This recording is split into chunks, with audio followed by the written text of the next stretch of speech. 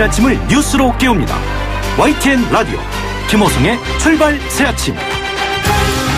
여러분 안녕하십니까. 출발 새아침 김호성입니다.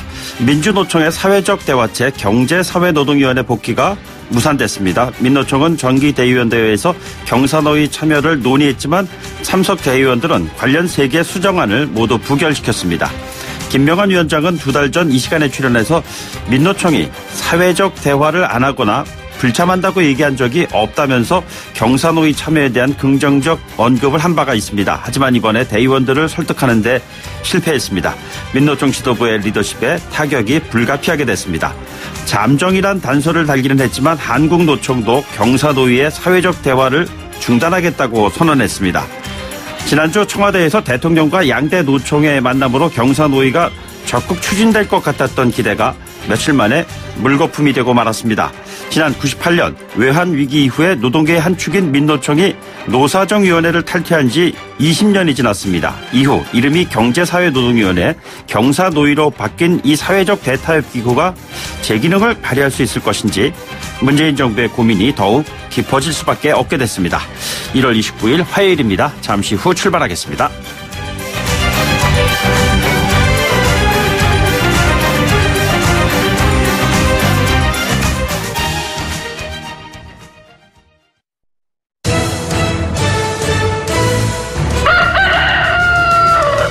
꼭이요 꼭, 출근길 꼭 알아야 할 뉴스, 이종래 꼭 뉴스.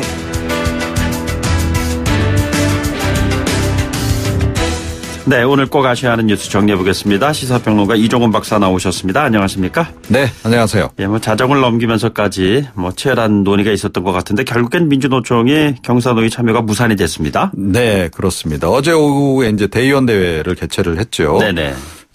지금 사회적 대화 기구 경제사회노동위원회 참여 여부 논의를 하긴 했는데, 김명환 민주노총 위원장을 비롯해서 집행부가 원안을 준비를 하긴 했어요. 그러니까 참여를 하는 방향입니다. 그런데 이건 아예 토론조차 못했고, 무조건 불참, 조건부 불참, 조건부 참여 이 3가지 수정안을 놓고 이제 표결을 붙였는데 다 또 부결이 돼 버렸습니다.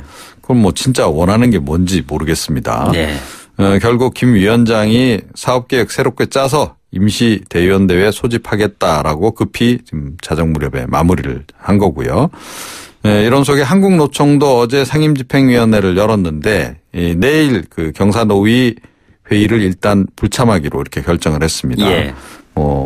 경사노위 자체에서 탈퇴를 하는 것까지는 아닌데요. 어찌됐건. 잠정이라는 말을 했어요. 예, 그렇습니다. 그래서 지금 쟁점이 되고 있는 건 뭐냐면 지금 ILO 국제노동기구 협약 좀 비준 안 된 것들이 지금 이제 쟁점이지 않습니까? 네네. 추가로 좀 비준을 해야 하는 문제와 관련해서 지금 노동법 개정이 쟁점인데 너무 지금 사용자 측 공익위원들이 제시한 안이 이 노동계의 이익에 반한다라고 해서 지금 반발을 하고 있는 그런 상황인데요. 네네. 문재인 정부에서도 노동계하고 정부가 대화가 안 이루어지고 타협이 안 이루어진다면 그렇죠. 예. 좀 앞으로는 계속 좀 힘들 거다라고 봐야 되지 않겠습니까? 네. 제가 보기엔 어떻게 보면 마지막 기회 같은데 굉장히 힘드네요. 네.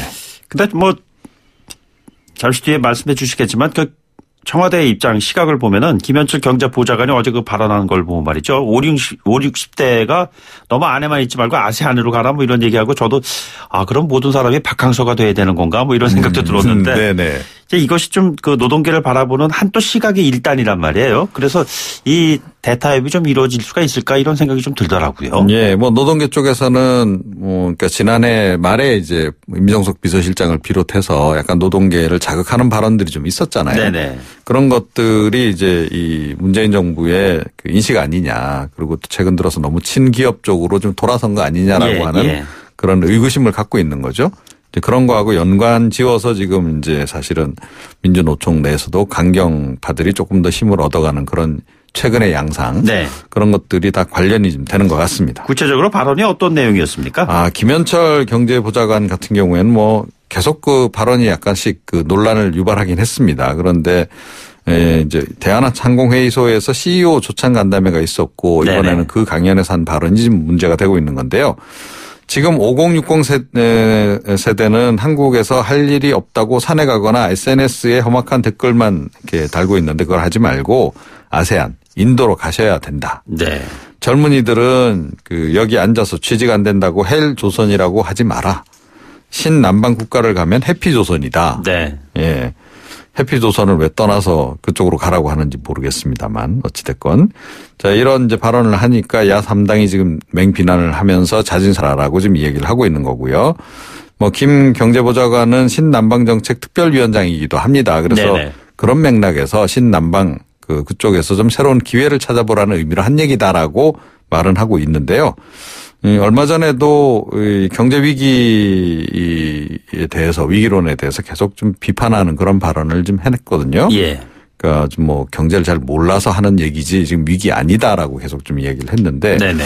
경제 위기가 아니라면서 왜 취직하러 동남아로 가라는 예. 얘기인지 이것도 사실은 논리적으로 앞뒤가 안 맞지 않습니까? 네. 그렇습니다. 이 청와대 쪽에서 나오는 그 발언이 사람들을 좀 감싸는 그런 이야기가 돼야 될 텐데 오히려 발언이 나오면 자꾸 갈등이 증폭되는 그런 분위기가 좀 만들어지고 있어요. 네, 그렇습니다. 예, 이해 충돌 논란이 결국엔 야권으로 번졌습니다. 네. 이 무소속 손혜원 의원이 지금 이미 이해충돌 논란에 휩싸인 상태 아닙니까? 네네. 이제 이런 속에 지금 자유한국당 예산결산특별위원인 장제원 의원, 송원석 의원 이 두 사람의 지금 이제 의혹이 좀 불거진 건데요. 예. 장 의원이 이제 예결특위 간사로 활동하면서 이 교육부의 역량 강화 대학 지원 예산 확충을 이제 요구를 했는데 네네. 그런데 이 장 의원 또 이 집안에서 대학을 또 운영하고 있지 않습니까? 예. 이제 이것과 관련해서 이해충돌 이제 위반을 한 거다라고 지금 이제 얘기를 하고 있는 거고요. 지금 송 의원 같은 경우에는 지역구가 김천인데 그 김천역을 뭐 제2의 대전역으로 만들겠다라면서 계속 그 관련한 발언도 하고 네. 했는데 그 앞에 그 자기를 비롯해서 가족들이 가지고 있는 4층 상가 건물이 있더라. 예. 이거 역시 뭐 이해충돌 아니냐. 먼저 이런 얘기고요. 또 민주당 임종석 의원도 이해충돌 의혹이 또 좀 제기가 됐습니다. 그 모친이 그 경기 양평에 토지를 매입을 했는데 네네. 이게 2017년에 서울 양평 고속도로 건설 계획에 포함이 되면서 가격이 좀 올랐다. 예. 이제 이것도 결국은 뭐 이해충돌 지금 방지 위반 아니냐 뭐 이런 얘기입니다. 자 이렇게 되면서 더불어민주당 쪽에서는 국회의원과 그 친인척 전수조사 다 네네. 하자라고 지금 나섰고 자유한국당도 사실조사는 뭐 우리도 하겠다. 하지만 이거 손혜원 의원 건에 대해서 물타기 하는 거 아니냐 이런 의혹도 함께 제기를 하고 있습니다. 예. 구제역이 발생을 했는데 그동안 잠잠했습니다만 특히 이게 지금 설을 앞둔 시점이어서 이게 좀 문제가 있는 것 아니냐 이런 얘기가 좀 나오고 있는 것 같은데요. 네, 그렇습니다. 지난해 이제 3월, 4월 달에 이제 마지막으로 발병을 하고 네네. 그동안 잠잠했었는데요. 경기도 안성시에서 이제 젖소농가 쪽에서 이제 구제역 확진 판정이 나온 겁니다. 네네. 120마리를 키우고 있는 농가인데 20여 마리에서 증세가 좀 나타났다 그러고 그래서 모조리 좀 살처분하고 지금 뭐 예방적 살처분도 그 인근 지역에 대해서 실시를 좀 할 예정인 것으로 이렇게 전해지고 있습니다. 그리고 뭐 일시 이동 중지 명령도 지금 이제 어제 밤 8시 반부터 오늘 오전 8시 반까지 지금 이제 시행을 좀 하긴 했는데 네네. 이것으로 과연 충분할지 이게 이제 뭐 시발점이 돼서 또 이번에 또 설 연휴 기간 동안 이동이 많지 않습니까? 예, 홍역도 지금 뭐 또 확산될까 봐 지금 걱정인데 구제역도 지금 함께 좀 우려의 대상으로 좀 떠오르고 있습니다. 예. 알겠습니다. 그리고 I Can Speak 이 영화의 주인공이셨었는데 네. 김복동 할머니가 어제 돌아가셨습니다. 예, 저도 그 영화 봤는데요. 네. 그 위안부 피해자의 어떻게 보면 상징적인 그런 인물 아니었습니까? 네네. 뭐 이미 이제 지난해 9월 암투병 중에도 이제 외교부 청사 앞에서 화해치유재단 즉각 해산 외치면서 1인 시위도 하기도 하시고 네네. 하셨는데 뭐 몇 달 전부터 이제 병원에 입원해 계속 계셨어요. 예. 그런데 결국 이제 어제 밤에 10시 41분께 별세를 하셨고요. 장례식은 여성인권운동가 김복동 시민장으로 이제 치를 예정이라고 그럽니다. 지금 이렇게 되면서 위안부 피해자 생존자가 23명으로 지금 이제 줄어들었어요. 예. 일본은 뭐 이분들이 빨리 다 돌아가시길 아마 바라고 있지 않을까 싶긴 한데. 네네. 뭐 그래도 이분들이 그동안 남겨놓은 증언이라든가 이런 것들은 그 명백한 증거로 계속 남아 있습니다. 빈소는 연세대 세브란스 병원 장례식장이고요. 2월 1일 발인이라고 합니다. 예. 그럼 지금 23분밖에 안 남으신 거라는 얘기잖아요. 예, 그렇습니다. 그러니까 역으로 아무리 일본이 과거사에 대해서 부정을 한다 하더라도 이분들이 살아생전에 인정을 좀 해야지 비로소 국제사회로부터 좀 일본의 진정성 있는 사과라는 공인을 받을 수 있을 텐데 일본 측도 이 같은 할머니들의 어떤 별세 소식에 좀 나름대로 반응을 해야 되지 않을까 이런 생각이 좀 듭니다. 네, 오늘 말씀 여기까지 듣겠습니다. 고맙습니다. 네. 지금까지 이종훈 시사평론가였습니다.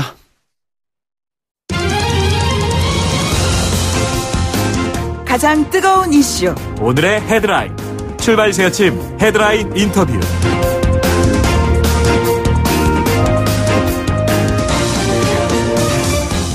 예, 자유한국당 시계가 전당대회 코앞까지 다가온 것 같습니다. 당의 변화와 쇄신을 두고 다양한 이야기가 있었고요. 약 한 달 뒤에 치러질 전당대회를 위한 준비가 시작됐습니다. 현재까지 다양한 당권 도전 의사가 밝혀졌죠. 공식 출마를 선언한 사람 안상수, 김진태, 주호영 이렇게 3명입니다. 사선의 주호영 의원 연결해서요. 당권 도전의 의미, 한국당 현안에 대해서 들어보는 시간 준비했습니다. 의원님 안녕하십니까? 예, 안녕하십니까. 주호영입니다. 네, 출마 공식 선언하셨습니다. 예, 그렇습니다. 네, 뭐 이렇게 하셨으니까 출마 예변을 YTN 청취자분들께도 좀 들려주시죠. 예, 정당은 정권 획득을 목표로 하는 모임이지만은 특히 지금 우리 자유한국당은 지금 문재인 정권과 민주당은 나라를 잘못된 길로 이끌고 있다는 확신을 국민들과 함께 가지고 있습니다. 그러려면 자유한국당은 지금까지 국민들로부터 이런 신뢰를 빨리 회복하고 저 정당이나 사람들이 나라를 맡아도 되겠구나 하는 확신을 가져야 하는데 민주당 지지율 하락만 보고 요행을 바라고 있습니다. 그래서는 되지 않고 이번 전당대회 기간 동안에 확실히 바뀐 모습을 국민들에게 보여줘야 하는데 그것은 보수 대통합과 공정한 공천 제도, 그다음에 정당 시스템이 개혁돼서 정책 정당이 되어야 할 것이라고 보고 거기에 가장 적임자가 저 주호영이다 이렇게 생각하고 당원들이나 국민들에게 지지를 호소하고 있습니다. 네네. 보수 대통합, 공정한 공천 제도 뭐 여러 가지 말씀하셨습니다. 특히 바뀐 모습을 보여줘야 한다 이런 말씀하셨는데 여전히 그 여론을 보면은 친박, 비박 이런 구분에서 크게 벗어나지 않는 것 같습니다. 이 같은 진영 논리를 어떻게 극복하시겠습니까? 사실 친박, 비박 때문에 공천 과정이나 당 운영에서 여러 가지 갈등이 생겨서 당이 이렇게 망한 측면이 없지 않은데요. 지금은 예전의 그런 개파 대결은 많이 없어졌습니다만은 그러나 같이 정치를 하던 친소는 있기 때문에 아직도 그런 것이 완전히 없어졌다고 볼 수는 없는 데다가 네네. 원래 당내 선거나 이런 게 있게 되면 또 개파적인 색채가 강화되는 측면이 있기 때문에 그 점이 많이 우려됩니다. 우려되고 특히 특정 후보들이 개파의 지원을 등에 업고 나오려는 후보들이 있기 때문에 이런 분들이 나오면 당이 다시 개파 색채로 돌아가기 때문에 자제해달라는 요청들이 있는데요. 예. 결국은 공정한 당 운영은 평소 당의 인사라든지 당 운영에서 공정해야 하고 공천 과정에 있어서 공정하다는 확신이 심어줄 때 이런 개파 색깔이 많이 없어지기 때문에 다 함께 노력을 해야 되겠지만은 특히 당을 운영하는 당대표가 평소 인사나 공천에 있어서 확실한 중립적이고 공정한 시스템을 확립해야만 이것이 없어질 것 같습니다. 예, 그런데도요, 황교안, 오세훈, 홍준표 이 같은 분들의 이름이 거론되면서 의원께서도 하신 사안입니다만 대선 전초전이다 뭐 이런 성격까지 띈다는 얘기도 나오고 있습니다. 어떻게 보고 계십니까? 그런 우려가 사실 많이 걱정이 됩니다. 네네. 내년 총선을 앞두고 단일 지도 체제에서 공정한 공천을 하더라도 오해와 불신이 있을 수 있는데 대선 주자가 당대표가 되어서 공천을 주도하게 되면 급격히 당이 그 사람 쪽으로 힘이 몰리게 되고 그렇게 되면 당내도 갈등이 많이 생길 뿐만 아니라 소위 보수 대통합, 당 밖에 있는 보수의 가치를 같이 하는 분들도 이 당에 들어와서 공정하게 경쟁해서 나도 대선 후보가 될 수 있겠구나 이런 가능성이 있어야 통합이 되는데 그런 것들이 모두 물 건너가게 되는 것이죠. 네네. 그래서 개인들이 너무 정치적 야심을 일찍 드러내서 대선으로 가기 전에 당을 먼저 장악하겠다는 생각으로 대선 주자들이 이 판에 들어와서 많이 이 전당대회가 어려워지고 향후 당의 운영이 걱정이 됩니다. 그래서 우려하는 많은 사람들이 이 당 대표는 공정하게 당을 운영할 사람이 맡아야 하고 대선 주자들은 당 대표를 맡지 않은 채로 공정하게 경쟁해야만 되는 것이 아니냐. 그래서 대선에 나오는 것이 전당대회에 나오는 것이 잘못된 것이 아니냐 이런 우려를 많이 하는 것이죠. 네네. 황교안 전 총리에 대한 관심이 많이 높은 것 같습니다. 그런데 네. 결국에는 그 박근혜 전 대통령에 대한 탄핵에 동조한 사람이다. 그리고 또 울트라 보수다. 뭐 이런 평들이 계속 나오고 있는 것 같습니다. 주 의원께서는 어떠한 평가를 내리실 작정이십니까? 같이 경쟁할 후보에 대해서 가혹하게 평하는 것은 좀 조심스러운데요. 네네. 국민들이나 당원들이 걱정하는 것처럼 그런 두 가지 측면에 저는 한 가지를 더 보태서 우려를 하고 싶은데요. 네네. 첫째는 공안검사를 대단히 오래 했습니다. 네. 공안검사는 극우적인 성격이 있지 않습니까? 네네. 이것이 이 당의 외연 확장에 도움이 되지 않는다. 네네. 이런 생각을 하고 있고요. 그 다음에 박근혜 대통령 정권에서 법무부 장관과 국무총리를 했는데요. 말하자면 대통령을 보좌하는 책임으로서는 누구보다 큰 책임을 가진 사람이었고 사실 대통령의 탄핵이 이 국무총리에 대한 내각에 대한 탄핵도 포함을 하고 있는데 이분이 다시 당의 얼굴이 된다면 저희들이 탄핵 프레임에서 벗어나기 어렵지 않느냐 이런 걱정이 있는 데다가 그 다음에 내년이 총선인데 총선은 공천과 그 다음에 총선 전략이 대단히 중요하고 복잡한데 의원 생활을 한 달도 해보지 않은 분이 과연 이런 걸 할 수 있을까 이런 우려들이 많습니다. 예. 자, 극우적 성격 그리고 당의 외연 확장에 도움이 되지 않는다는 평가를 내려주셨는데 이 극우적 성격에 대한 언급이 나올 때마다 늘 태극기 부대에 대한 언급도 함께 나오고 있습니다. 주 의원께서는 태극기 부대가 당의 외연을 확장하는 데 도움이 된다고 보시는지요? 저는 태극기 부대도 지금 이 정권의 잘못을 질타하고 그다음에 국가의 안보라든지 여러 가지를 걱정하는 분들이기 때문에 네. 지금 비록 자유한국당과는 세세한 부분에 있어서 뜻을 달리하는 부분은 있지만은 크게는 정권을 바꿔야 되겠다는 점에서는 일치한다고 보기 때문에 네네. 그것이 통합이 되든 연합이 되든 목표는 같기 때문에 힘을 합쳐야 한다. 저는 이렇게 보고요. 네네. 다만 힘을 합친 다음에 정당 구성원들의 생각이나 이런 것들에 따라서 국민들이 동조할 수도 있고 싫어할 수도 있는데 결국 그 목표를 성취하는데 전체 국민들의 지지를 받는데 도움이 되지 않은 극단적인 주장이나 이런 것들은 서로가 자제하면서 힘을 합쳐야 한다. 네네. 저는 그렇게 보고 있습니다. 예. 뭐 극단적인 투쟁 관련해서요. 지금 현재 한국당도 장외 투쟁을 비롯해서 강도 높은 대정부 투쟁을 천명하고 있습니다.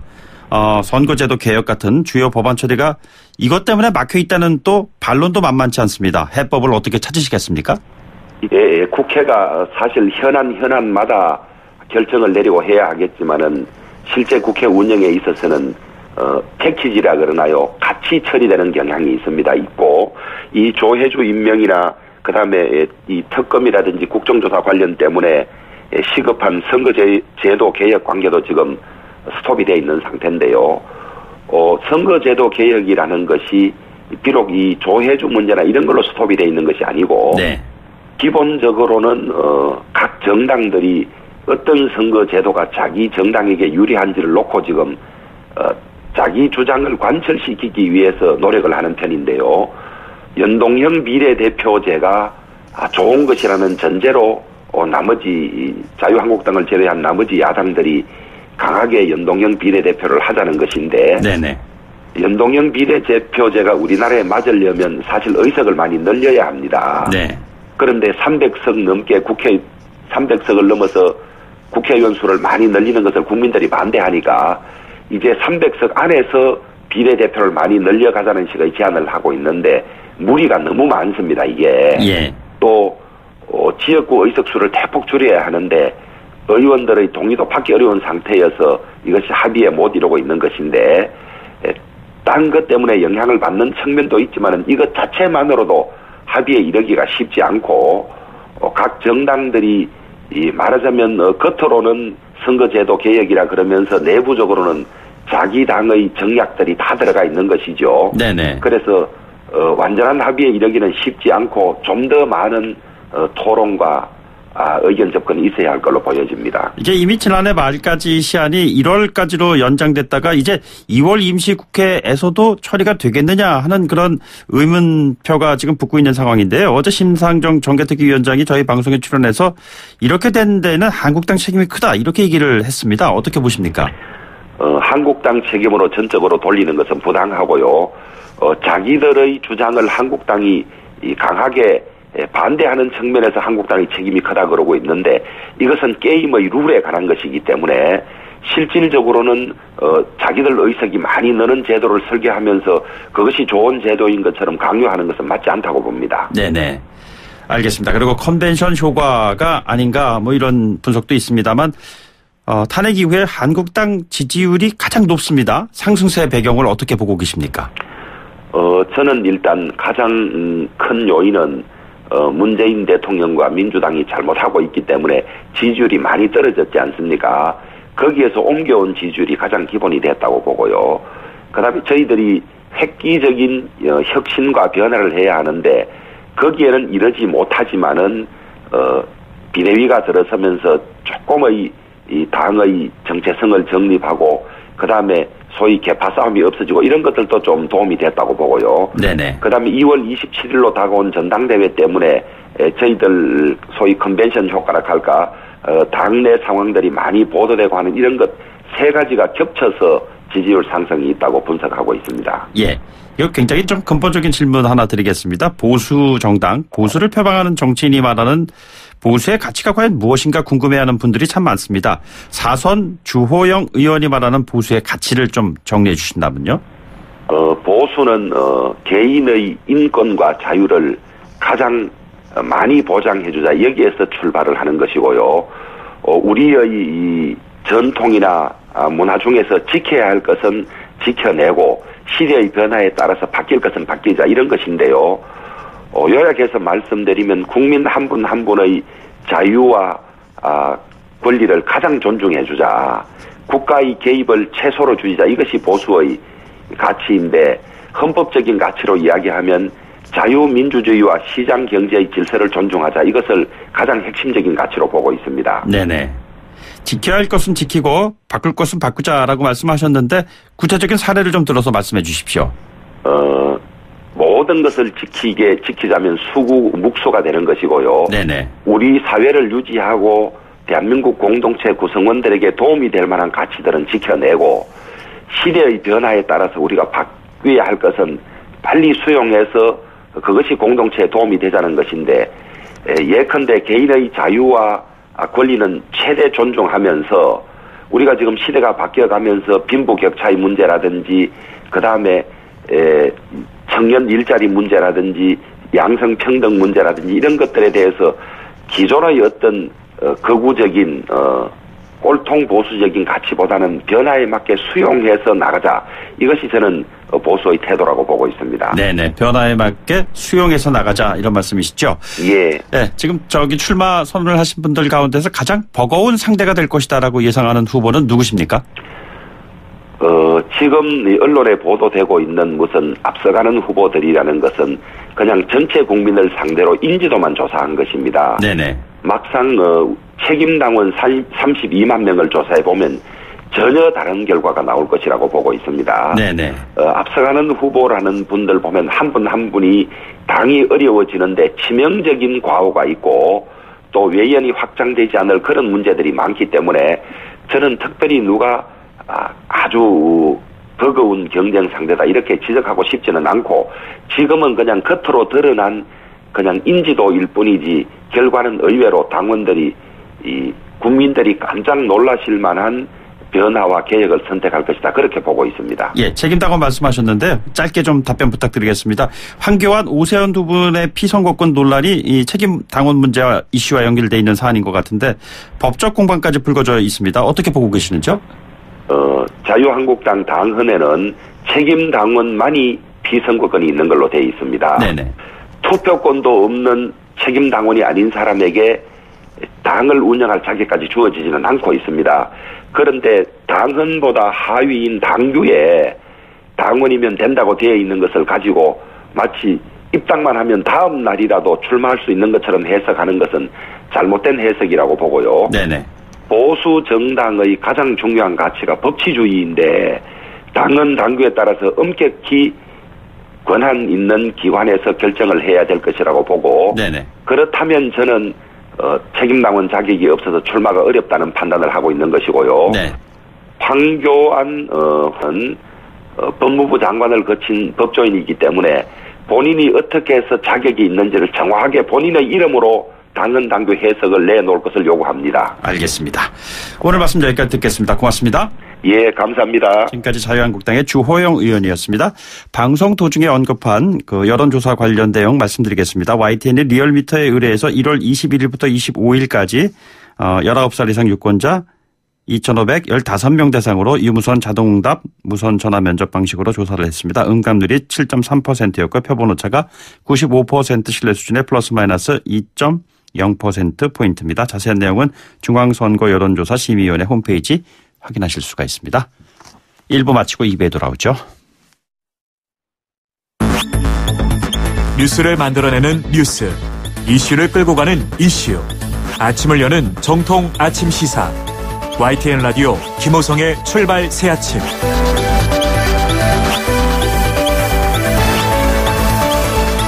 네, 출발 새아침 2부 잠시 광고 듣고 돌아오죠.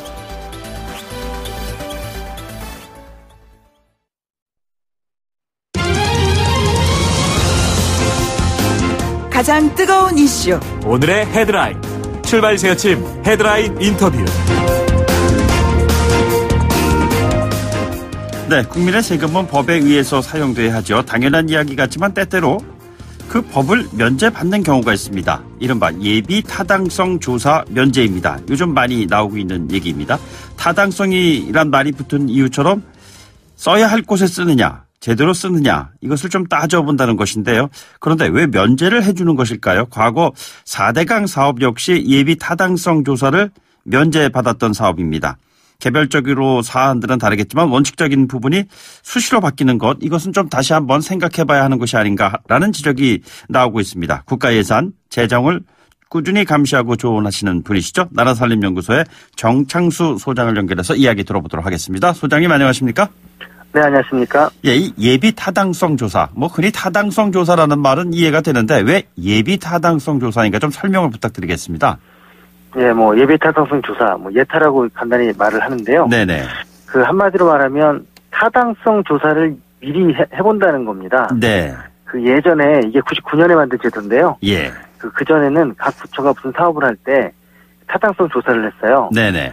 그런데 자기 부처가 일을 하려고 하는데 자기가 타당성이 없다고 할 리가 없잖아요. 그렇죠. 그래서 거의 99% 다 스스로가 자문자답하는 식으로 돼버렸는데. 네네. 그러니까 낭비 사업이 많지 않느냐. 그래가지고 그러면 한번 객관적으로 제3의 기관에서 타당성을 조사하자. 그래서 만들었던 거고요. 네네. 2016년, 그러니까 99년부터 2016년까지 약 한 18년 동안 한 780건 정도를 심사해가지고 네네. 한 237건을 부적합을 판정을 했습니다. 네네. 780건의 심사에 230 몇 건을 7건. 예, 세계적으로 그렇군요. 가장 우수한 재정관리 제도라고 지금 평가를 받고 있고요. 네네. 지금 우리나라에만 존재하는 아주 좋은 제도라고 할 수 있습니다. 이게 예타를 면제하는 근거, 법조항이라든가 이런 게 있지 않겠습니까? 예, 그렇죠. 그 국가재정법 38조에 이게 있는데요. 이제 과거에는 한 4개 정도 있었는데 이명박 정부 때 8개로 늘렸습니다. 네네. 그래서 지역균형 발전, 기후와 사회경제 상황을 대응한다든가 국가 안보, 남북 교류, 문화재 복원 이런 많은 부분들이 면제 사유가 있습니다. 예. 이 같은 면제 사유의 부정적인 측면 같은 것이 지금 최근에 지적되고 있는 것 아니겠습니까? 예, 뭐 이 면제받는 게 참 특이하게도 대부분 SOC예요. 네네. 우리가 이명박 정부 때 저 면제 분야를 2배로 늘렸는데 그것 때문에 뭐 4대강 사업이라든가 뭐 그 전남 영암의 포뮬러온 건설 사업이라든가 뭐 이런 지금 누구나 인정하는 낭비 사업들이 그때 많이 됐고 한 54조 원이나 예타를 면제받았다는 기록이 있습니다. 네네. 그렇다면은 막대한 예산이 투입돼서 공사를 벌였고 그 이후에 활용도가 그렇게 좋지 않다라는 그런 부분들에 대한 지적들 말씀하시는 거잖아요. 그렇죠. 예, 뭐 지금 1,300억이나 들여서 만든 울진공항이 네네. 지금 저 훈련기 연습장으로 사용하고 있다든가 뭐 그리고 계속 저 뭐 이렇게 들어가고 있는 저기 뭐 이렇게 철도라든가 도로 이런 것들이 그런 부분이 많습니다. 예, 철도, 도로. 지금 철도 말씀하셨는데 이번 예비 타당성 면제권 중에 인천시가 GTX-B 노선의 예비 타당성 조사를 면제해달라. 이것이 바로 이제 그 근거로 지역균형 발전을 삼고 있는 것이잖아요. 네네. 근데 법적으로 수도권에는 해당이 되지 않는 것 아닌가요? 예, 그렇죠. 이게 왜 그러냐면 우리가 지금 뭔가 잘못 알고 있는 것 중에 하나가 네네. 이 예비 타당성 조사가 비용 편익 같은 경제성만 한다고 생각하잖아요. 예. 이미 예비 타당성 조사를 할 때 지역균형 발전이나 이런 부분을 다 고려를 합니다. 네네. 꼭 경제성을 보는 게 아니고요. 다만 수도권은 그 지역균형 발전이라는 차원에서 보면 배제를 해야 되는 거 아니냐. 네네. 그런 것 때문에 이제 빠질 가능성이 있어서 네. 그걸 지금 아예 면제를 해달라고 주장을 하고 있는 거죠. 예. 과거의 그 예타 면제 사례를 좀 면밀하게 좀 들여다봐야 되지 않을까 싶은데 대표적인 예타 면제 사례 어떤 것들이 좀 있습니까? 예, 뭐 아까 말씀드린 대로 뭐 우리가 이제 그 공항들이 좀 많고요. 예. 그래서 옛날에 그 좀 약간 그 이거에 대한 비아냥 내지는 비판으로 뭐 유학성 공항, 예천공항, 노태우공항, 청주, 김영삼공항, 양양 뭐 이런 것들이 있었던 게 이제 예타 이런 것들에 관련돼 있고요. 네네. 4대강 사업에 20조 원 되는 분들이 다 그것이 면제됐던 그런 사업들이라고 할 수가 있고요. 예. 뭐 그 외에도 뭐 저기 그 아까 말씀드린 저희 각종 뭐 전남 영암 자동차 대회라든가 뭐 이런 부분들이 그런 사례라고 할 수 있습니다. 이게 비단 뭐 우리나라에만 국한된 것은 아니지 않습니까? 예를 들자면 일본 같은 경우에는 도로를 근사하게 만들어 놨는데 차가 다니지 않고 다람쥐만 다닌다고 해서 다람쥐 도로다 뭐 이런 얘기도 있다고 그렇게 들었는데요. 맞습니다.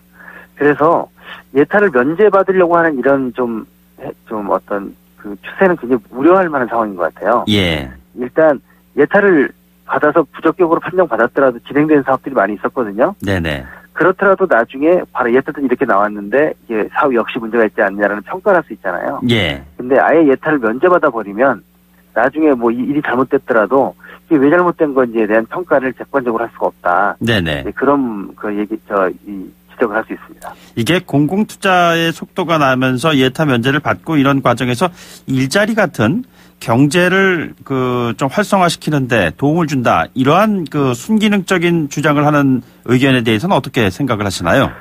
예, 뭐 이게 한 70년대, 80년대까지 그 말이 좀 먹혔는데요. 네네. 우리가 4대강이라는 학습 효과가 있잖아요. 예. 4대강 20조를 쏟아부었는데 도대체 어떤 고용 효과가 있었느냐라고 한다면 아마 그 추진했던 분들도 자신 있게 얘기를 못할 것 같아요. 네네. 특히나 또한 더 나가서 토목하고 건축이 좀 차이가 있습니다. 예. 그 건축은 그래도 뭐 건물을 짓고 집을 지으니까 좀 사람 고용 효과가 일시적으로 있는데 토목 같은 경우 요즘 다 기계화돼 가지고요. 네네. 그 차이가 없습니다. 예전에 뭐 저 노회찬 의원도 한번 지적을 했었는데 3천억짜리 그 4대강 사업에 고용 16명 뭐 이런 일이 있기 때문에 예. 이제 그 고용 효과라는 것도 그 지표상의 효과는 있을지 몰라도 실제 고용 효과는 별로 크지 않다라는 게 전문가들의 중론입니다. 그러니까 일자리 창출에는 그다지 기여하지 못한다 이런 말씀이시잖아요. 예예. 그런데 예비 타당성 면제가 이 선심성 이 논란에 늘 보면은 연결돼 있는 이슈 아니지 않습니까? 맞습니다. 정부가 지역에 선물 나눠주기식 이런 식으로 한다는 것이 선거를 앞두고 여당에 유리하기 때문에 그러는 것이다라는 지적이 있습니다. 어떻게 보시는지요? 예, 그 비판을 피할 수 없는 것이 정 100번 양보해서 그렇게 지역 균형 발전에서 쓴다고 한다 하더라도 더 필요한 곳이 있고 좀 약간 순위에 밀리는 곳이 있을 텐데 17군데 모두 한 곳씩이라는 원칙을 세웠다고 한다면 나눠먹기식이라는 비판을 피할 수가 없다. 이렇게 보고요. 그러면 이제 더욱더 문제되는 사업이 선정될 가능성이 있겠죠. 네. 그러니까 예를 들자면 이 같은 배경에는 정치적인 판단이 이제 내려질 텐데 억도 아니고 조 단위의 국민 세금이 투입되는 이런 부분에 대해서 아무리 정치적 판단이 중요한다 하더라도 국민들의 세금을 쓰는 데는 정말로 신중해야 하지 않느냐 이런 지적이 많이 나오고 있는 것 같습니다. 이 부분을 앞으로 어떻게 좀 처리를 해 나가야 된다고 소장님께서는 보시는지요? 뭐 이게 어떻게 지금 좀 안타까운 현실이고요. 현재로서도 충분한데 이걸 면제까지 해가지고 더 면제를 주는 게 문제라고 생각을 하고. 네네. 그래서 아마 제 생각에는 향후 전 면제를 최소화시켜야 된다고 생각하고요. 향후에 이런 문제들을 좀 계속 지적할 수 있으려면 이 정책을 추진하신 분들의 정책 실명제도 같은 걸 명확히 해야 되는 게 아닌가 싶은 생각도 듭니다. 그래야 이 같은 일을 반복하는 일들을 좀 중단시킬 수 있지 않을까 생각을 합니다. 정책 실명제라고 하면 이후에라도 책임 소재를 좀 분명히 가려야 한다는 뭐 이런 의미이시죠? 예, 그렇죠. 우리가 국회에서 쪽지예산 같은 거 할 때도 의원들이 기록을 남기면 쪽지예산이 아니거든요. 네네. 근데 기록을 안 남긴 이유는 소수에게 이익이 갈지 몰라도 다수 국민들이 볼 때는 조금 피하고 싶다. 자기 흔적이 남는 것을. 그러기에 쪽지예산인 것처럼 이 예타 면제 같은 경우에도 정말 누가 주장했는가 해서 나중에 정치적 책임을 물을 수 있게 해야 된다고 생각합니다. 예, 지난해 말에 소장님께서 굉장히 인상적인 말씀해 주셨어요. 청년 일자리 예산이 전부 다 지역의 도로 건설로 가버렸다 이런 지적이 하셨는데요. 지금도 그렇게 같이 똑같은 생각하고 계시는지요? 예, 작년에 이제 국회에서 예산 심의를 할 때 삭감했던 액수가 거의 1조 2천억이었는데 그래서 그게 전부 다 도로 건설로 갔어요. 예.